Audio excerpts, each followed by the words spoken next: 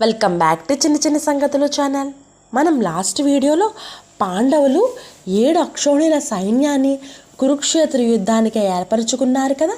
అలాగే ధర్మరాజు కురుక్షేత్రాన్ని యుద్ధభూమిగా ఎన్నుకొని అమావాస్యని యుద్ధ దివాసంగా నిర్ణయించి దుర్యోధనకి వర్తమానం పంపించడానికి మనం తెలుసుకున్నాం కదా.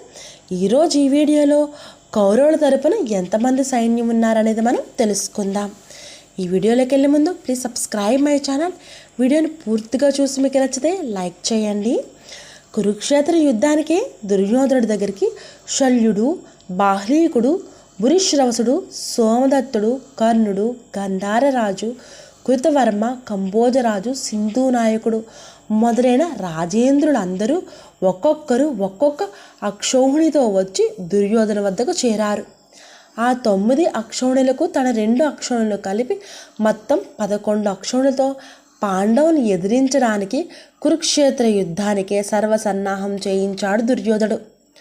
శుభముహూర్తంలో భీష్మునికి సర్వ సైన్యాధ్యక్ష పట్టాభిషేకం చేయించి, పితామహ, ఈ మహారణ యజ్ఞం నిర్విఘ్నంగా నడిపించే భారం నీదే సుమా, నిన్ను నమ్ముకొని ఈ సముద్రాన్ని ఈదాలని చెప్పి ఉబలాట పడుతున్నాను నేను అని ప్రార్థించాడు దుర్యోధనుడు భీష్ముణ్ణి.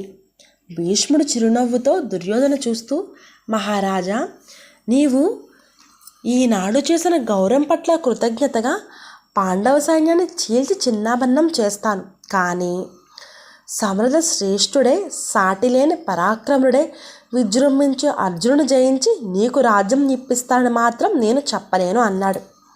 అప్పుడు దుర్యోధనుడు చాలా ఉత్సాహంతో ఈ విధంగా అంటున్నాడు, పితామహ, అర్జున్ ఎదిరించేందుకు మన కర్ణుడు ఉన్నాడుగా అన్నాడు. అప్పుడు ఈ విధంగా అంటున్నాడు భీష్ముడు, వెర్రివాడ, కర్ణుడు అర్జును ముందు ఎన్నిసార్లు నిస్తేజుడయ్యాడు, ఇతడు చాలా గర్వం కలవాడు అని చెప్పి భీష్ముడు ఏదో అంటూ ఉండగా కర్ణుడు ప్రళయభాను బింబం వలె ముఖం ఎర్రబడుతుంటే గంగపుత్ర అని గట్టిగా గర్జించాడు. అక్కడి నుంచి వెళ్ళిపోయాడు. గర్జించిన తర్వాత కర్ణుడు. భీష్ముడికి తెలుసు కర్ణుడు ఎంతటి బలవంతుడో. కర్ణుడు దానగుణవాడు. కర్ణుడు తన కవచకుండలను ఇంద్రుడికి ఇచ్చేసి, అలాగే తన తల్లి ఇచ్చిన మాట కోసం తనకున్న శాపాల కారణంగా ఓడిపోతాడే తప్ప కర్ణుడు చాలా బలవంతుడు, చాలా ప్రజ్ఞాశాలి అని చెప్పి భీష్ముడికి తెలుసు.